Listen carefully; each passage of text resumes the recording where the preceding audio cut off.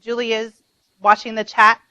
Because of audio issues, we aren't going to have you project your audio to us, so she'll be able to answer those there for you.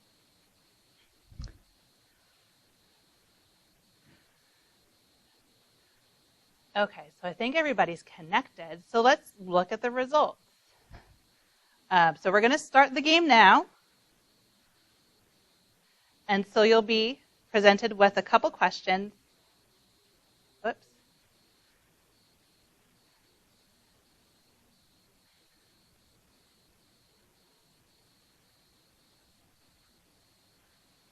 And the results are going to appear here.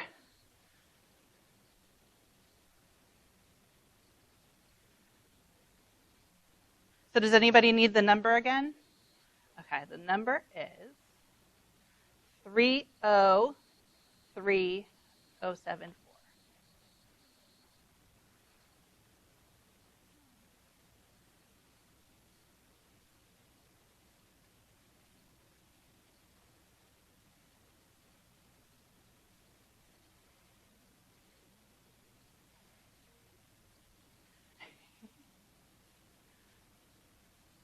And we didn't cover information, so if you got questions wrong, it's certainly okay.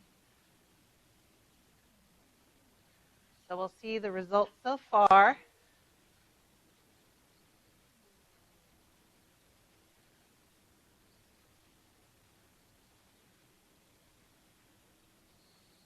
Drew's plugging away.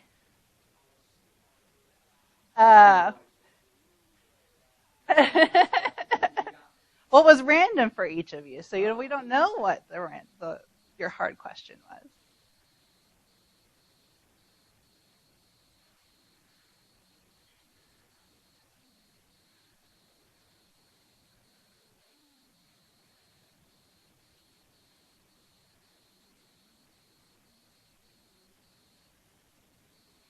So we have the rankings, and it should progress.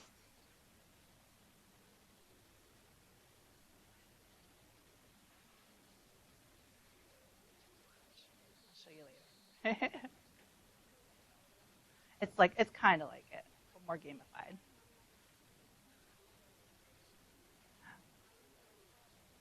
I think, like they said in the email today, in Penn State today, there's some wireless issues, so maybe it's part of that. But this typically is really, really fast. Yes. So let's see. I'm afraid to refresh it.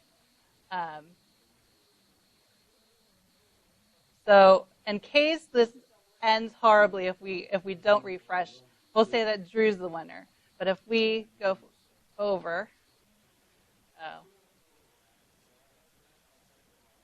yeah. So with that, it's really nice to get some of that formative assessment. It's just not working perfectly right now. And so how many of you have used clickers in the classroom? Some of you, great. So with that, when you have half the class here and then half the class in a video conferencing room elsewhere, you can't use clickers because it doesn't work over the internet. They do have another competitor called Reef, which Julie will mention later on, but this is another alternative that you could do, which is really nice. Okay, thank you. Thanks.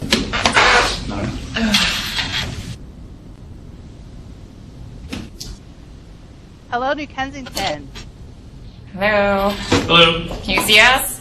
Or hear us at least? Or hear us? I could hear you. I see one person walking. Was that Hal? Yes. Hi, Hal. It's Amy.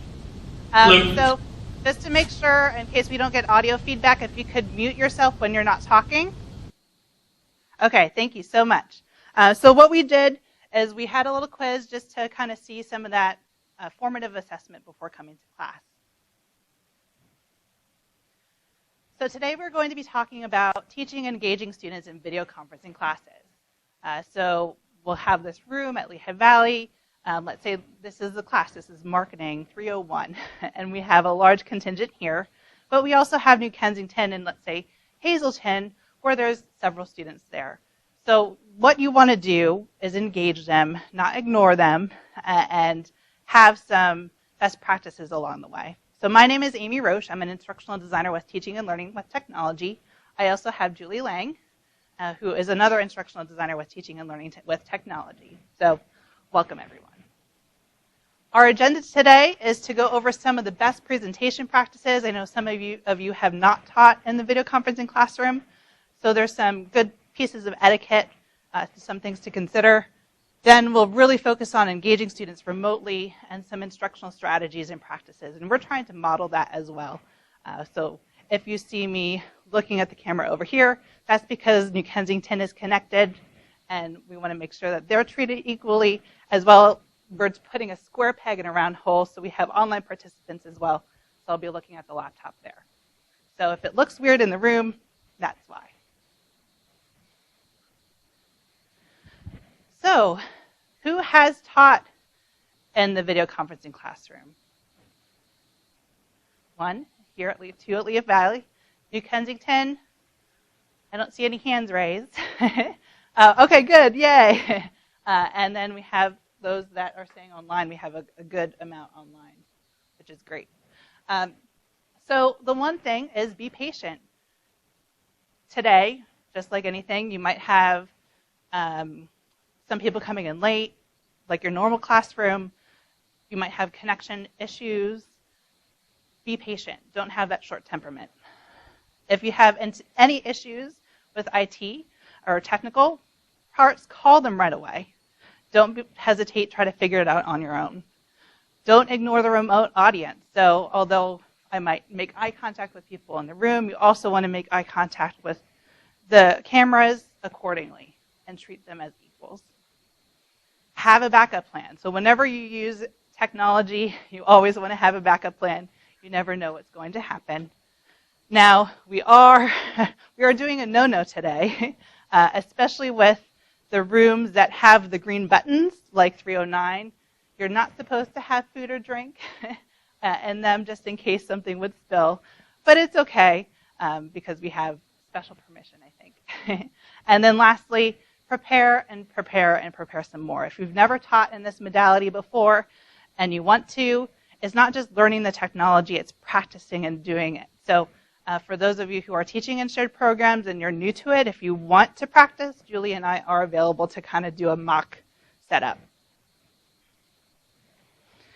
So being on camera, of course, like I said, I look a little bit different in the room because I have this lavalier microphone, because you are being that presence in front of the camera. So you always want to make eye contact, have students identify themselves, although it might be rudimentary, you might think of placards, but especially even with adult learners, they really like having their name in the front. And so that way, if people at the remote location had them, we could easily identify them. Or if we know in advance, we know who's connected, such as Hal. And then remind students to act like they were with you. One of the conferences, prior to this, I was at Penn State Berks. They were involved in a video conferencing class, and students just had side conversations and would talk. So it's really important to say, hey, we could hear you, we could see you. One time they ordered pizza at the remote end. They just had a pizza party. This is live examples. And so then how are you going to discipline students and say, hey, you're supposed to be paying attention to us. Don't order pizza and have your own little pizza party. You're not an active participant. And if the room has the push for talk buttons, plan for a delay. So go ahead, Kate. She'll be our example. It's going to zoom into you. Press it and hold it down. Oh, it's working. Try one more time. There you go. So you're there. So again, it was a delay. And so then if you let go, 1,000, 2, 1,000. See, it took 2 full seconds to come back to me. So plan that delay and interaction when you're speaking, answering questions, etc. So now we're going to model something. Yes. Correct. So there's a camera in this room right here, and the microphone is there, and then this camera. So when she pressed the button, that camera turned off, and this camera turned on. It'll pick up like her and Ken pretty close. See how you have one up there too? So it does the closest in the room. Yes, great. So we don't want to just talk, we want to engage you. So now thinking that you're going to be on the camera, what do you think are some of best practices? We covered some, but what do you think there are? So if you're in the room, and I'm going to mute myself so you don't hear feedback, is just think about it and then talk in pairs, and then we're going to ask for some volunteers. So be ready, both online and New Kensington. We're going to ask for your feedback as well. So for the online audience, you could also go to todaysmeet.com and enter in information that way, and Julie will put that in the chat.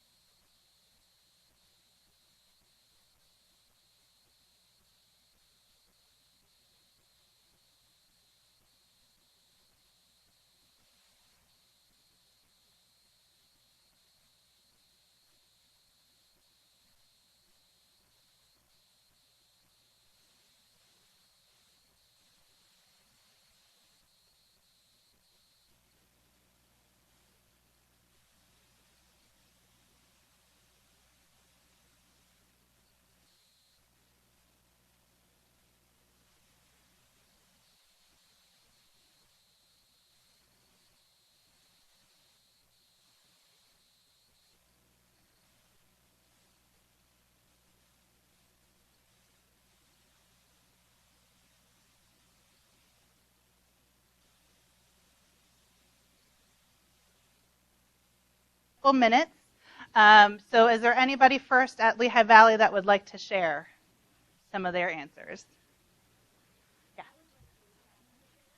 Okay, yes, please. Liz, the video.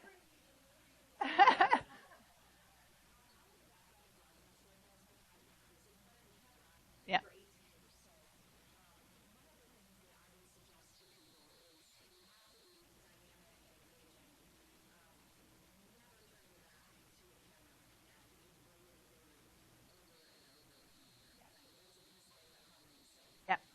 Great. Yep.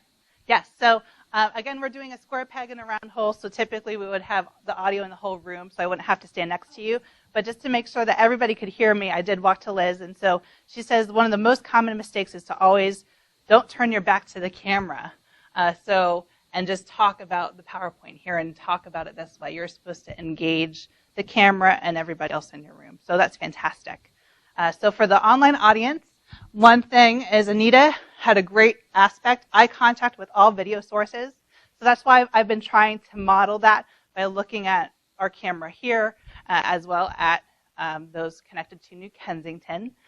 So with that, New Kensington, if you could unmute and just have one of you kind of speak and share what your some best practices are.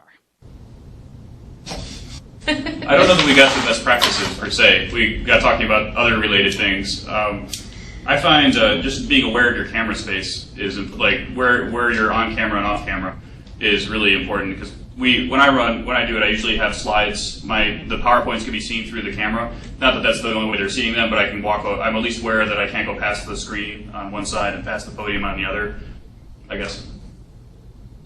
Okay, great. Thank you.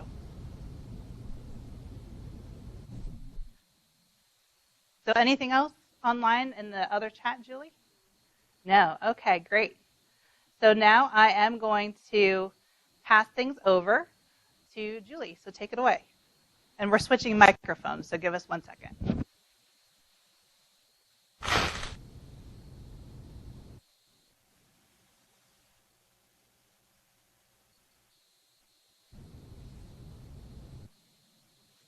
So the question was, if you had camera, would it track you?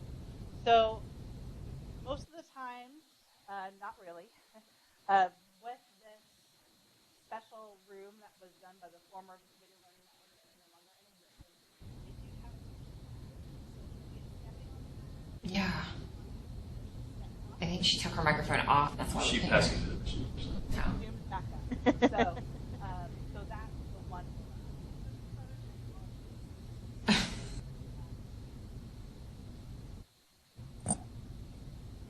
Okay, and this is my first time ever doing Polycom, so I'm pretty much a non-example. So the first one is about the patterned clothing.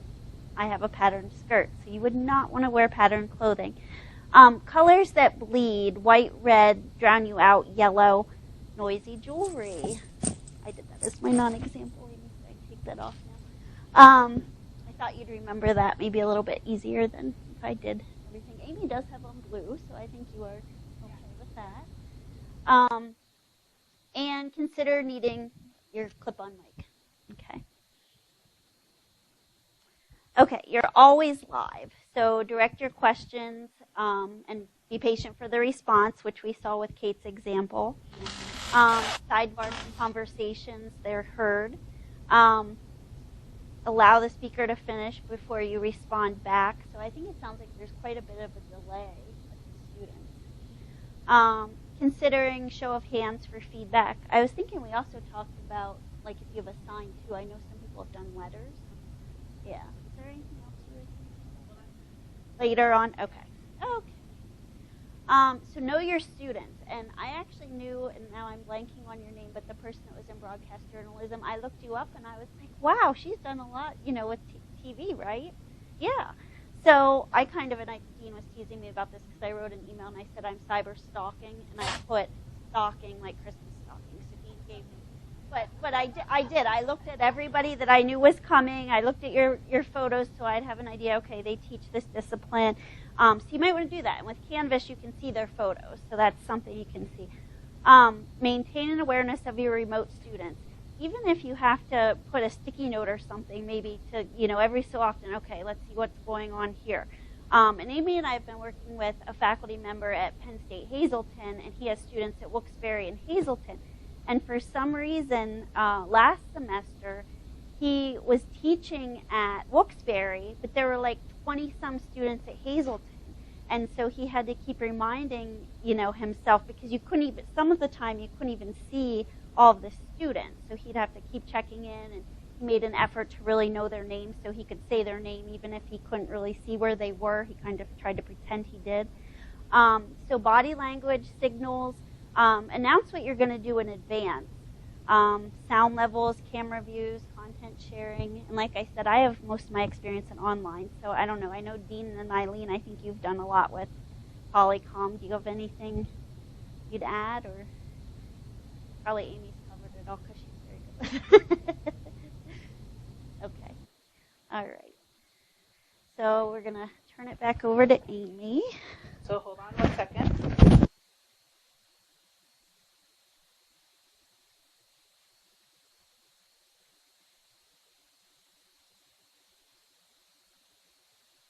Again, we would have only one microphone, so that's why we're trying to model and say, hey, we're going to have a microphone switch, just like we covered.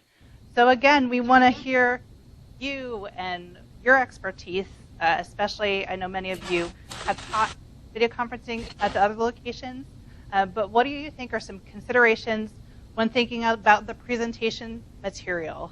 such as PowerPoint, to be delivered to students.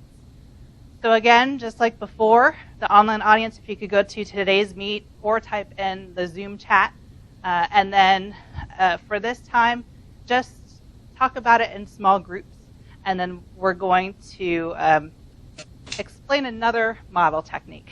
So please go ahead. No clue. I mean, I would guess that you would want like simple PowerPoint designs. I don't think you would want a lot of like really fancy schmancy PowerPoint templates. You know. I think my approach has been to do basically what I would do in a regular classroom, except for having more animations, like arrow, and not even so much. It doesn't have to be animated in the PowerPoint, but using the tablet to like check mark, just to draw on. Use the tablet to write on. Yeah. You can. I find that students are seeing some sort of activity on the screen, even if it's just a check mark, and they can at least physically see where you're talking about. Can help, or even underlying. A lot of times I'll just put up blank PowerPoints with a statement at the top, and then draw in what I want to do, so that they're seeing something happening live as opposed to just that static content. But I wouldn't say use a lot of animations as for a wow effect. But if you're going through and even having an arrow appear next to a bullet point so they can see something change. Yeah. That seemed to Highlight main things. Yeah. What do you teach? I'm sorry. a lot of stuff. IST, comp sci, math. Oh, okay. Yeah, it's a little more. I guess with the behavioral health, it's not. I'm not teaching it's mostly concepts and terms, and you know what I mean, descriptive type stuff. So. Even if you put a definition and take the pen and underline it, it draws their attention to the word. I don't even know how to do that. How do you? I can show you. Okay. Yeah. Do you teach in 23 all the time, or? Yeah. Yeah, that's my only one. Oh, we should probably. I think that tablet's different than the one that's in here. But at some point, we can take a look and see how it works. Do you stand So the other thing I was just curious about: do you stand at the podium, or do you stand in front of the PowerPoint? No, I don't have. Now in 23, they still have that snap to the presenter, you stand on the mat. Yeah. I don't have that in the it's like this room. It's just you can. So what I do is kind of put the camera about where in this case it wouldn't work so well necessarily because the screen's over here, but the podium to screen, and then go and walk between the podium and the screen a little bit. Okay. But I try to be aware of I'm not walking off camera. Yeah. I think in the classroom I'm in too, it's dark. So if I stand in front of the screen, then I'm illuminated. So I don't know if that helps them see me a little bit more. Yeah, so we have to keep the in 23. You have to keep the front lights down because otherwise they can't see the screen. Right. In Great Allegheny, so I stand in front of the screen. But I just didn't know if there was any particular better method for doing that. Because I feel me being in front of the screen, I don't know. I feel it's just, I don't like being behind the podium. I feel like I'm confined when I'm behind the podium. I don't like it. Most people do. So, but I just didn't know if that was if there was a best practice with that just because of Polycom that's distracting for them or. Well, in your room, it's just, if you constantly are on and off the mat, then it's zooming in and out. That's distracting. I don't think the students have really minded that it's not they can't just see my head. They see more of the open room. But that way they can see, if somebody's talking, they can see what I'm looking at. Yeah. And also, I can't stand in one place. I have to move around. Even if the camera's focused on the podium, I'll wander away. Yeah, well, and that's the problem, because it'll zoom back to the podium anytime I step on the podium. Right. So I just stay in front of I have just a clicker but now we're going to share to a larger group. We're going to try something different. So how many of you have ever used the teaching method pulling straws or the popsicle stick method in your regular classes? Or I've heard of it. Eileen has heard of it. Okay, so this is a modified version. So if you knew who was coming in advance and could assign different groups, you could have, of course here we would have more, but to allow randomization. So if you have names out of a hat and say, okay, I'm going to call on people out of a hat to share. If I picked Eileen, she would say, okay, I answered a question, I'm good for the rest of the class. She won't call on me again. So throwing in randomization is good. So what I did, because we have the online audience, which will be yellow, the New Kensington, which will have you be pink for now, and then we'll have Lehigh Valley be green. And so since there's so many people at Lehigh Valley, I did 3 straws that are green. So if I mix these up, and Julie, close your eyes, pick one. So we have yellow. So that was the online audience, but they've been sharing it on here. So we have, their response was know your audience. So let's say we wanted 3 different people to give input and insight. So close your eyes. Lehigh Valley, let's do proportions. Oh, we got New Kensington. So don't share New Kensington yet. I just want to model something. So since there's 2 people at New Kensington, and again, you would, of course, prep this in advance. You wouldn't do it on the spot like me. To give equal share, we'll have Hal be green. And I don't know, because I don't know if you were registered. The other individual at New Kensington, what's your name? If you could unmute. Are we muted or unmuted now? Yep, we hear you now. I'm Penelope. Penelope, okay, thank you. So we'll say, you both talked, so you should have the answer, but we'll randomize it. Close your eyes, Julie. Is it going to be Hal or Penelope? Penelope with pink. So if you could, please share some ideas that you talked about. We talked about, PowerPoints and using, simple PowerPoints and using animations for effect to underscore main concepts and ideas, and also using like the tablet to draw on to underscore or underline things or draw things that you want students to have, an understanding of, just to help kind of grab their attention and make things clear and easy to see. Yeah, that's fantastic. Thank you. So for here, just because of what's in the room, we don't have that symposium or drawing device, but you could have a laser pointer, which we don't have. Oh, we do have here. So we could certainly model that and, wrong way, and circle it that way. It's very faint, so again, you'd want to test it out in advance. And just to show how it would work, if you had it in groups, we'll do pink as the first row, green as the middle row, and yellow as the back. And then we'll call upon someone, like just a volunteer from those rows. So green is the front, pink middle, yellow back. Okay. We'll just do one.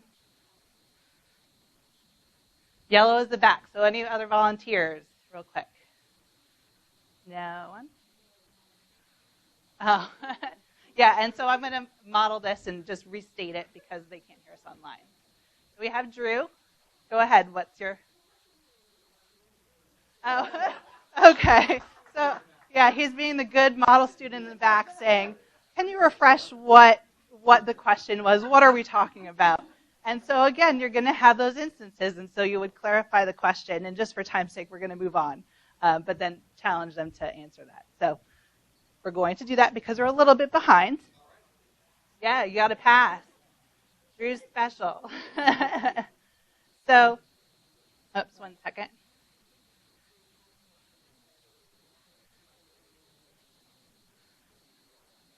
Okay, so some of the best practices for this, and I'll do it real quick just to save time, is upload documents for student access in advance, especially for the online audience. So I know that we have many people in the room who just found out about it today, but we sent an email reminder yesterday that had the copy of the PowerPoint.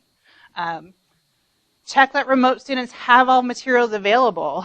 So with that, we told them in the directions to have it printed out with them, the handout that you were given here in the room. So hopefully, for those of you online, you have it readily available. For Hal and Penelope, I hope that you have it printed. And so that's another one, is prior to class. Another thing, and this is just good practice overall, is presentation. So although PowerPoint, you might have that square ratio, which is the older, and you say, oh, older is bad. But the projector's in the room. Present in square. Your computer is made for the rectangle view, but not anything else. So that's another good practice. And then contrast.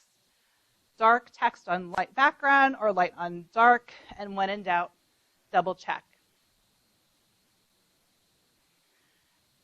Another quick aspect, and we don't want to cover this too much because some of these are just good practices that you probably already know, is for PowerPoints, use sans serif style fonts, which is over on the left, or on the right, Arial, and you'll see that it's more easily read. It's not having those intricacies.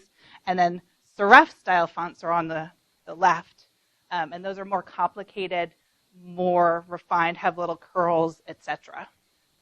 And then lastly, font size. So some people say, okay, 28 points is okay. But if you haven't presented in the class or seen what it looks like to students who are at the remote end, projected on their end, you'll see that maybe you want to go up a little bit. So for today, we're trying to model that, and we have everything at this 36 or 32 or 28 range, not down, below, or too high. And then just avoid overcrowding, and we try to model this. We have some pictures, focus the audience, don't have all your talking points on the slide, and especially for knowing that on the remote end, the PowerPoint will be on a screen like this, or maybe smaller than what you typically have. Make sure that it's called the rule of 7 words per line, 5 words per slide. Knowing that it's really hard to do and you're not always going to do that, that's kind of what you hope to achieve. And if you get close to it, that's certainly okay as well.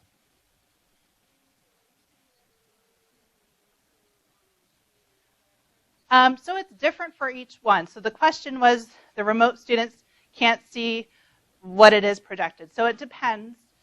Some places have, this is just the connection of the rooms, and then they have a projector like this that it does that. Some places it's 2 of these monitors where it's a smaller room, but then it might just be the PowerPoint that's like this. So again, before you teach in that environment, know what your classes are going to be that semester. Kind of maybe reach out to your local support and say, okay, what are the other connection sites like? So most people in these shared programs know that and know those areas because they've done it from time to time, and David has a comment. Yeah, and I guess, I think I'm on the screen, so that's good. So not all the rooms at the campuses have the same configurations as Amy was talking about. There's what they call the content display. And so some rooms have a content display that shows whatever is being sent as the content via like PowerPoint or whatever, and they have a separate display set up for the video. Not every room has that, although there was a lot of attempts to standardize that. Also, now that we're using other technologies like Zoom or BlueJeans, you're going to have more students connecting via mobile devices, so they may not have 2 monitors at that setup. They may be just connecting with their cell phone or their tablet, and they may not be able to see that content as readily. So just think about, there are a lot of different ways students can now connect to these different sessions. Okay, great. So hopefully you caught that a little bit online at the end. I forgot to walk back there. So it really is that there's different room configurations, different setups, knowing your audience is a recap. So techniques for cross-campus.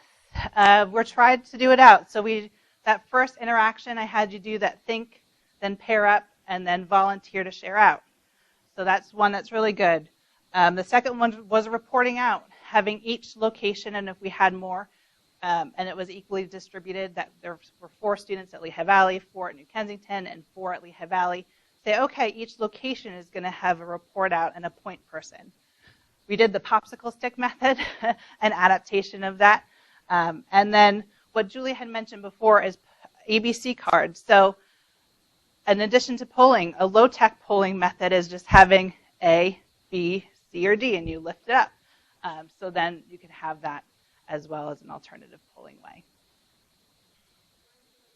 Yeah.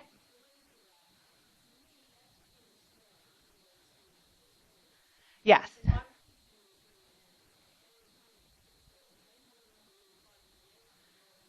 Yes, so the question was, at New Kensington, we see you on the screen, but you're tiny, and it's because it's a large classroom and how the camera's configured, you're just 2 in a large classroom, that those letters would be really hard to see. And so again, it's up to the room configuration. So when I made this request, I said, we're going to have up to 7 locations. So we're going to have a 5 setup and the content share of the PowerPoint. And so we could say, hey, we want the camera zoomed in. So when I was working with a Chinese course between Berks and Brandywine, It's really about pronunciation and your mouth movements, especially for the Chinese language versus any others.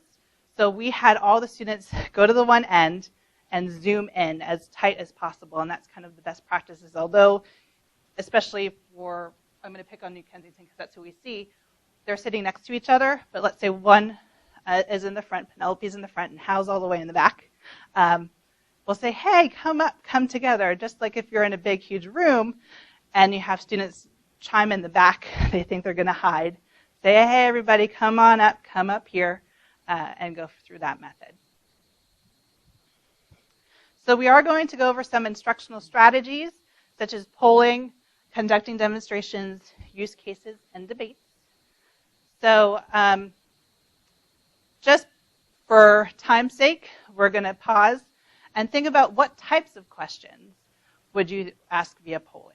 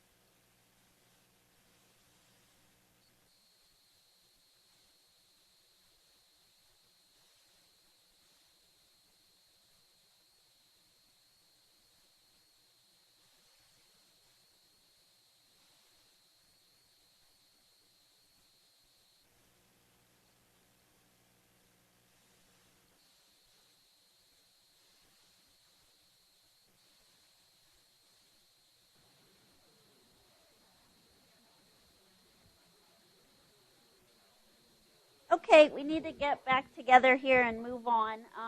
Is there anybody that would like to share an example that you talked about?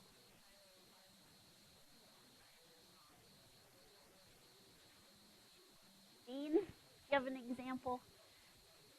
Yeah, of a question, like questions you would ask via polling to your class if you were teaching class.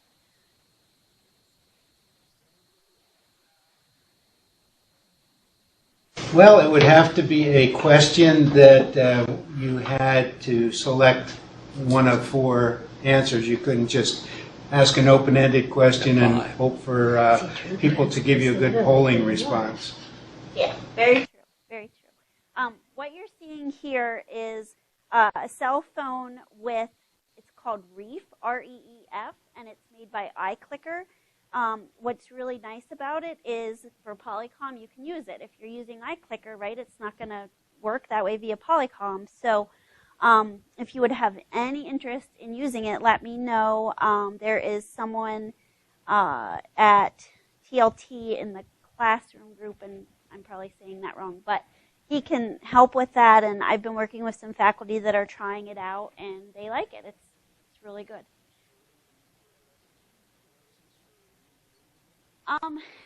The students have to pay a subscription fee, but I don't think that you have to pay anything. I think Penn State can use it, but the students have to pay to have the app and to use it for the semester. $10 per student. Yeah.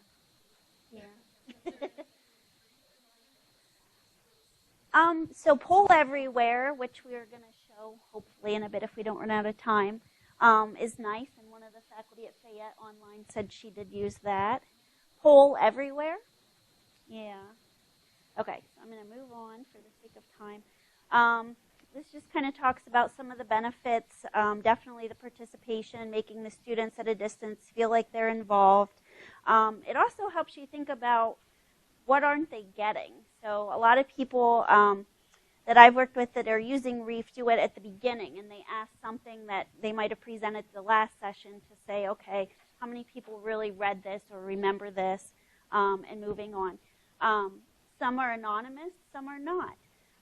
Short answer, Dean's comment made me think about, what's the thing you were using when you typed Today's Meet. So Today's Meet's kind of an open, it's not really polling, it's just more like idea generating to kind of get a pulse on what the students are thinking. Okay, so we talked about low tech, we talked about the colored paper, the low engagement, that's just kind of going around the room asking people for feedback. High tech, like we said, Reef, poll everywhere. You can watch the live results, so if people actually do poll everywhere in here, we can see the results, which is pretty cool. High engagement, so Today's Meet, and it's anonymous with Today's Meet, you have to put your first name in there, don't you? Nickname, yeah, so you can put something fake. Okay, so actually this is the poll everywhere. So how would you use polling in the classroom? So if you have your phone, what you can do is oh my gosh, type in 37607 and text my name to it, Julie Lang 244. I'll log in to activate. I guess I'm not logged into my Poll Everywhere account on here. Can I do that? No, that's the timer. Uh-oh. Can I log into here maybe, and then it'll... Yep. Sorry, we... yourself? Yeah. So for Jenkins and Tin, we're going to take a minute to switch things up.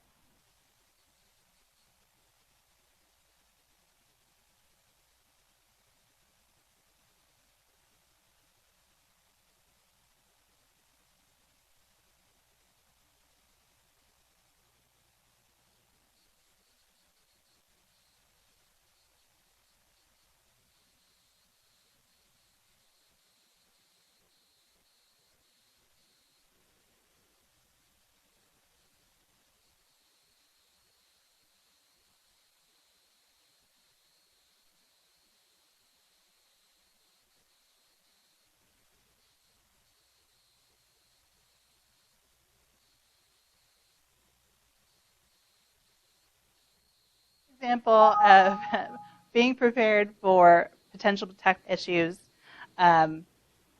because the poll everywhere was not on her screen. It already is installed.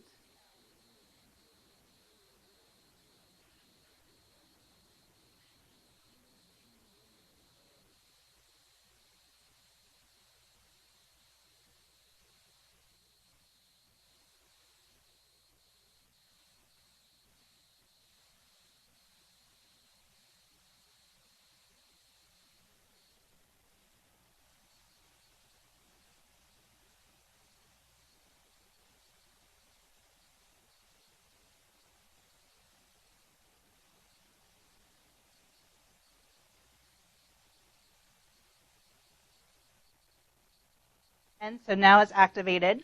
So now if you text to the number 37607, so you text the phone number of 37607, and you want to type in Julie Lang 244. So that's JULIE LAN. Oh, she put it in there bigger so you could see it. So JULIE LANG 244.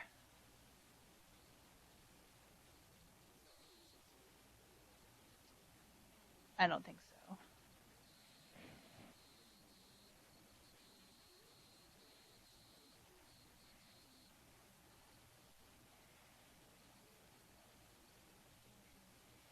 Okay, so you certainly could have a multiple choice question that Dean had mentioned, have 4 choices, and then you could see the results of how many chose C, how many chose D, etc. But what we have here is a free response. So it's making a word cloud of the answer. So if somebody types in discussion and we have 2 or 3 people say discussion, discussion is actually going to get bigger in this overall picture. You could type in anything and it'll appear So yep, so a couple people put discussion, so now discussion's bigger. And you see how that works. So we just want to kind of sprinkle in some of these ideas. We don't recommend that you do all these technologies that we're doing with today, but to get some of the ideas.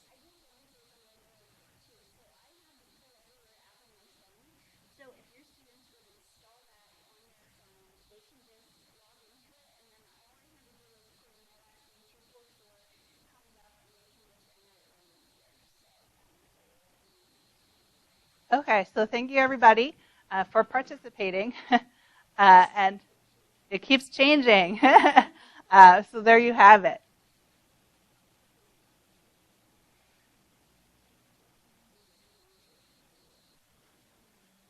Okay. So now we're going to go to the next instructional strategy, because if we have time, we'll do debate, which is actually really, really hard. So if we have time, we'll do that. So the next one is demonstrations. So for demonstrations is not just lecturing and engaging students. We're talking about, let's say the example that we have is in choir. Of course, you might not have choir through video conferencing, but they actually have done that between colleges here and elsewhere. So it actually is a thing, yeah. Mm-hmm. And some other examples are, let's say you're trying to talk about management and you want to say, hey, leadership is writing out the steps of how to do and make a peanut butter sandwich and have a video on it. You could actually demonstrate that, and it's a leadership skill, is how to explain that to another individual. So you could say, hey, everybody, practice, and now we'll have somebody stand in front and go through the steps. And so we think that making peanut butter sandwiches is really easy and we all know how to make it, but when you actually have to describe each one in detail for someone else to follow it, it's actually really hard. So it makes you think, as a leader, you think you're explaining something really well, but you have to go back and go through the steps yourself to see if you're really doing that. So with that, if you were in a room like this, some benefits, of course, with demonstrations is application of a concept or skill, acting out a process for deeper understanding. So let's just pick on the peanut butter sandwich. If I was going to demonstrate it, I wouldn't have this big, huge layout. If you can zoom in, and we can today, I'll step on here. And so it's zoomed in for the online audience. And I'd make sure that everybody could see it. So I'd verify, how can you just make sure that you could see me at an adequate level? If so, raise your hand. Okay, great. Thanks, Hal and Penelope. Woohoo. So just having those things and making sure that each location can see it. And from there, you would make an act out step by step. Now, one thing is it even better to have in the classroom at all? With multimedia, such as the MIC that we have here, maybe you could create the steps and have the video online and have it be more robust, and then have discussion about it in the classroom. Make sure that you, of course, talk about the steps, but to have it be engaging, instead of doing the whole demonstration and showing all the steps, have one or two steps and say, okay, well, why did this happen? Let's talk about it. Or what do you think the next step is going to be? And talk about it before going through everything. And also, you could actually have worksheets where they fill in some results or write down what they think is going to happen next, and then see if it actually happens after that next step. So we're not going to go over it and play it today, because this is going to model one thing that's not that great is showing video through everything. You might want to switch to the video. And so some low-tech, high-tech ways is low-tech, set up the camera like we have now to set up your demonstration. The low engagement is if I would step off this map in the big way, and it's in front of the whole class, and you just observe. But what's more beneficial and high-tech is to use the document camera if you have it. So even though this is great, having a document camera where you see my hands would even be better. And then allow each location to maybe go through the steps in the process and have them actually participate. participate. And like I mentioned before, have some of that pre-recorded multimedia. So if you have the handout, and hopefully Hal and Penelope, you printed it. If not, I'll synthesize it. So we said in a recent gerontology course, the instructor wanted to demonstrate how the natural aging process affects senior living every single day. For instance, loss of dexterity in hands, you can't just pick things up as nicely, and filling pill bottles, which is what we have a picture of, is really difficult for them each week, thinking about olders in their 90s, etc.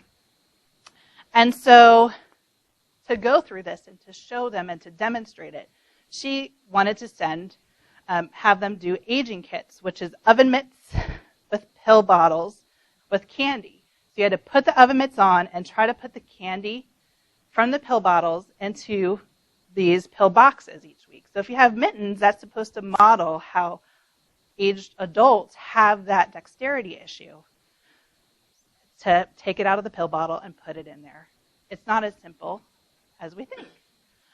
So if you were to do this and you wanted your students at all the locations to do this, what would you do? How would you achieve it? So this is a hard one. And if you say, I don't know, that's fine. But just think about it. And then in groups, pair up and talk about it and try to brainstorm ideas. And if you don't come up with an answer, that's fine. This is a challenging one. So some people will just say, no, you can't do it in a video conferencing classroom. We're done. You just won't do it. We'll nix it. But going through that process would be really beneficial for students. So how would you overcome that barrier?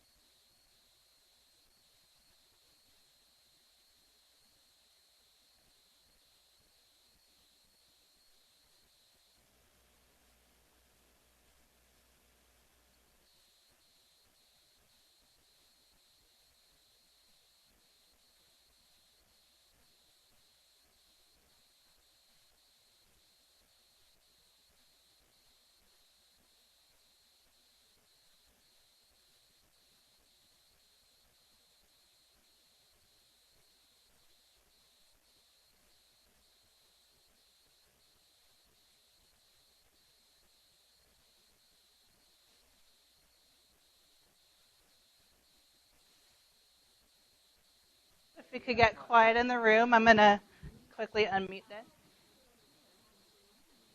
And because this is such a challenge, I'm not going to call on people. So if New Kensington, if you, Penelope, I can't talk today. If you want to answer, please raise your hand. And if you don't, that's okay. Just keep your hands down.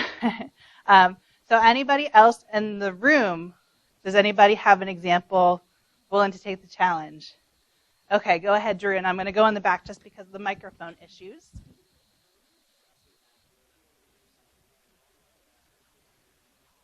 Well, okay. You have to hold it. There you go. All right. Excellent.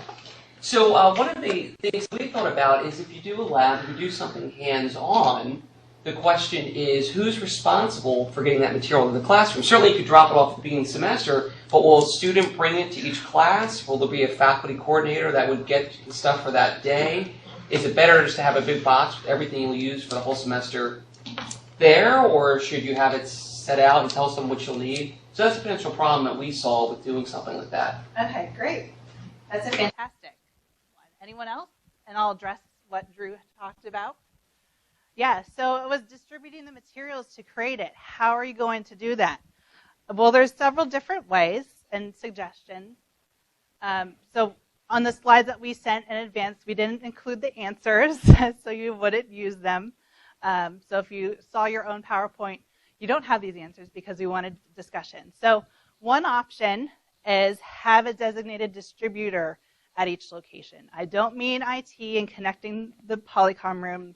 That's not in their job scope. But if you have like a student leader at each one, sometimes there might be a staff member with the partnerships that are a part of shared programs. They have one. So just for example, the shared biology program between York and Harrisburg, the instructor at York has worked with Harrisburg, and there's a staff member who would distribute any materials in advance.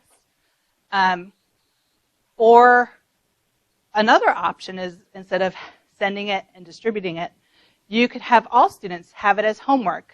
So if their cost of the textbook is very minimal and low, say you don't have to ruin it, but borrow a set of oven mitts coming up in 3 weeks. You're expected to bring that to class and have pill bottles with candy and have everybody have that as their homework assignment where they bring that material together. So then during class, you could bring your own and demonstrate it first up front and say, okay, now it's your turn to go through the steps and practice it. And do the report out like we had mentioned, have some steps. Where do you think what's going to happen next? Now that you see it, with having the oven mitts on, what do you think is going to happen if you try to take the pill and candies out from the pill bottle into the little pill boxes? Another example is high tech.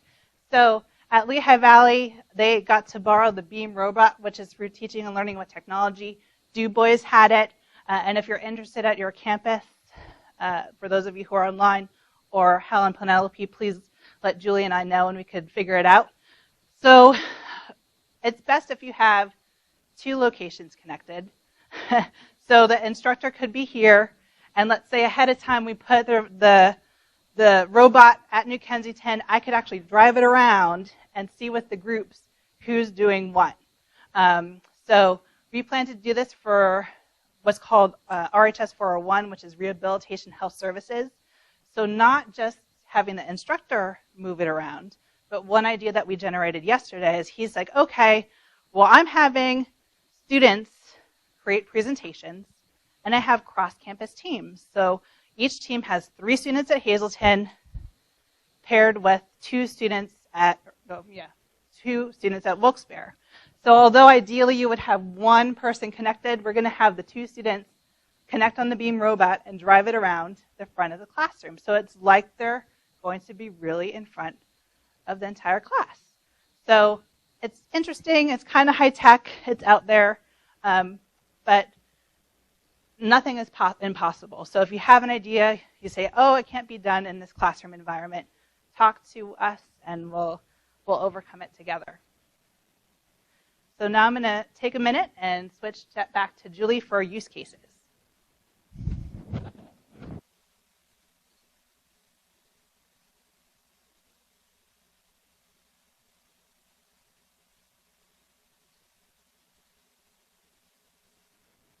Okay, so for use cases, you want to be thinking about something that's realistic, something that the folks at a distance can picture in their mind.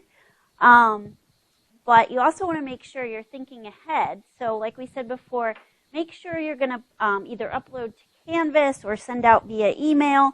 And so that's the before class. Make sure that you're prepared. During class is when you're going to hold the discussion, give clarification. You might want to do some polling, find out where the students are in terms of understanding the case. And then after, you'll continue the conversation. And something I wanted to note too is I worked with a faculty member that did a case study like this. And what they did was during the class, they talked about it. They figured out where the students were struggling. And then they asked the students to go back, and they had blogs that they were using through sites at Penn State. And so what they did is then they wrote about how did their understanding of the concept change after they discussed it with other people. So kind of thinking through how they might have changed their opinion if it's something controversial. So this just kind of goes through the low tech, high tech, low engagement, high engagement. The one thing I wanted to mention was for high engagement, like Amy said, the group presentations. So Polycom kind of presents some extra challenges with that. But, you know, there's definitely tools available. And I don't want to give that away because we're going to kind of brainstorm on that in a minute. So, again, I wanted to mention, too, because I don't think we said this yet. Canvas. So we're going to add everybody that registered to our Canvas space, and then you'll have all the resources available there. So I'm going to go through this. So for this, what would you do?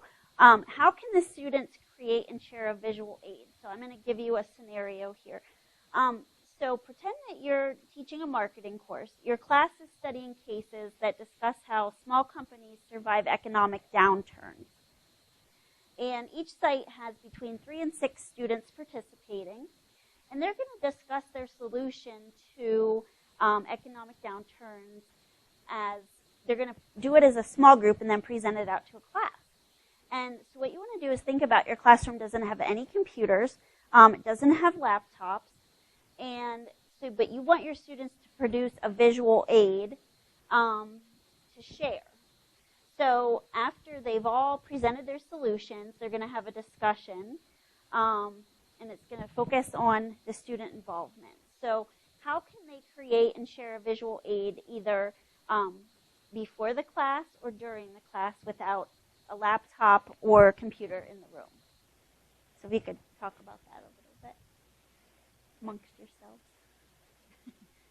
Oh.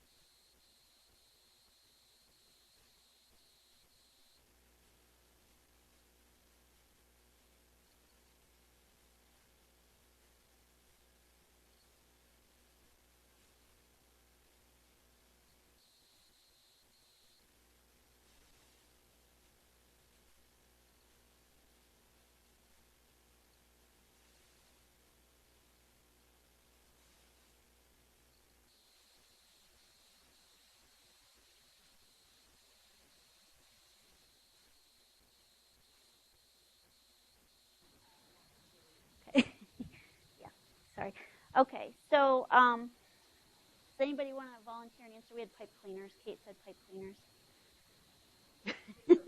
Paper and pencil. Okay. All right. So here's some ideas that Amy and I kind of talked about using VoiceThread. You could do VoiceThread, yeah. They could do that beforehand. Maybe work collaboratively, and then everybody has a cell phone these days, so take a picture of if they drew it on paper pencil, upload it to Canvas. Use a whiteboard drawing tool. I don't know if you want to say any more. Okay, okay. So there's the whiteboard in the classroom that you can draw and take a picture of and submit, but there's also whiteboard apps on your phone, which I'll show in a second. Okay, yeah, I forgot about that. Okay. Okay. So two things I wanted to just give you an example, some high-tech answers. So I have a faculty member I've been working with at Hazelton, and he teaches marketing, and he likes to change things up because there's a lot of things happening in the news and blogs that he has the students looking at about marketing. And one of the things he did in the spring was GE has a really interesting marketing presence online. It was very interesting. So he had them read a blog post. They talked about it a little bit in class. Then he had them use VoiceThread. They either did video or audio. Some just typed. But they commented on their thoughts on the strategy that GE was using for the online market. And then he did a podcast and actually uploaded it to Box. I think he travels, so it was probably easier for him to just kind of record. I think he even said at one point he drives and puts it on his phone and just talks as he's driving. But he gave them some feedback on that. And then, as Amy said, we've been working with Garrett Huck, who's at Hazelton Wilkes-Barre, and he came to us with an idea for scenarios. He kind of just had as a paragraph kind of about patients that are going to clinicians talking about situations in their life. So maybe they have depression, maybe they have bipolar or schizophrenia. And he wants students to kind of analyze what they're saying to the clinician, talk a little bit about what the clinician's doing that's kind of correct or incorrect. And instead of just doing the paragraph and having students read it, we actually had, Amy was a voice of, I think, the counselor in one of them. And so we did narration. We have somebody from multimedia who's doing kind of the illustration part.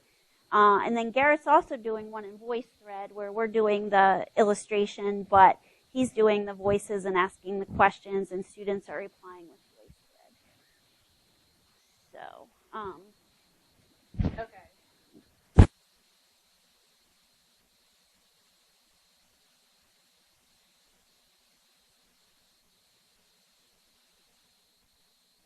Don't know VoiceThread, and debate is a hard topic.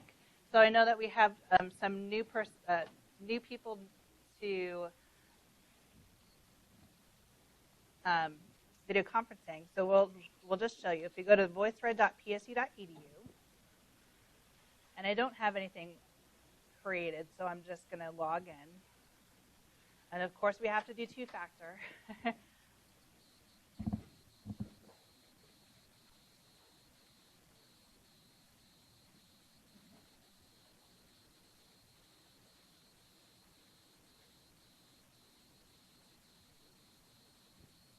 And so one example I have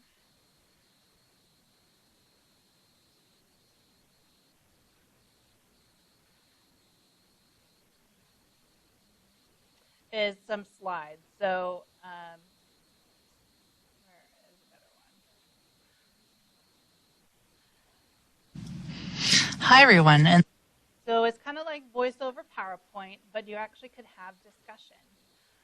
So I did this and had some questions.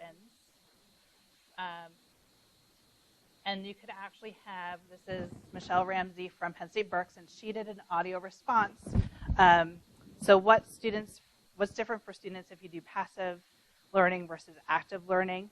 And if you wanted to add a comment, all students would have to do is press this make a comment button, and you could either have it be text, voice over here, phone, actually calling your cell phone, if you don't have a computer. You could actually do it on the go. Or video, which is your webcam. So I'm just going to do an audio response here. I don't know if the microphone is working, so we'll see.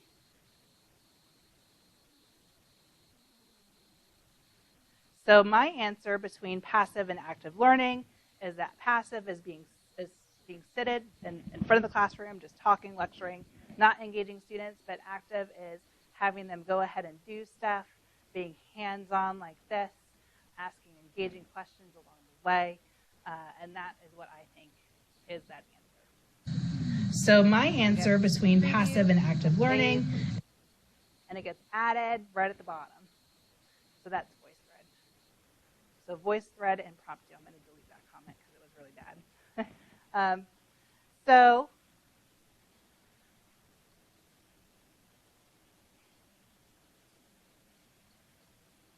one thing that we want to kind of recap for and talk about with some of the other polling things is we talked about some best practices, talked about engaging students and having some of those instructional strategies. But before we do this poll, some other tools, and I know that one is what you mentioned, Kate, is the Slido. So this is another free tool. What you had said in the beginning is what are some free tools that are out there. The stipulation, unfortunately, is Penn State does not want students to create accounts. They think it's a risk by risk and management. So the tools that we have here as an example are ones where, just like you did, you didn't have to create an account, but you could still participate. So those are some of the tools that we have, and it's in the handout for you. So at this time, before we end things, New Kensington and online, do you have any questions? Or I know Hal and Penelope, you've had lots of experience. So for those who are new at Lehigh Valley, do you have any tips that you have that you would give to them? I guess it really comes down to experimentation. I've been doing the distributed stuff for, 8 or 9 years now, and it's been an ongoing, evolving process. And just being willing to, one is just kind of letting go of you have to kind of let go of your expectations of what's going to happen, because it's not the same as managing a classroom, but it's also, it's not that much different than actually being in a classroom if you just kind of pay attention to the environment, I guess would be the easiest way to put it.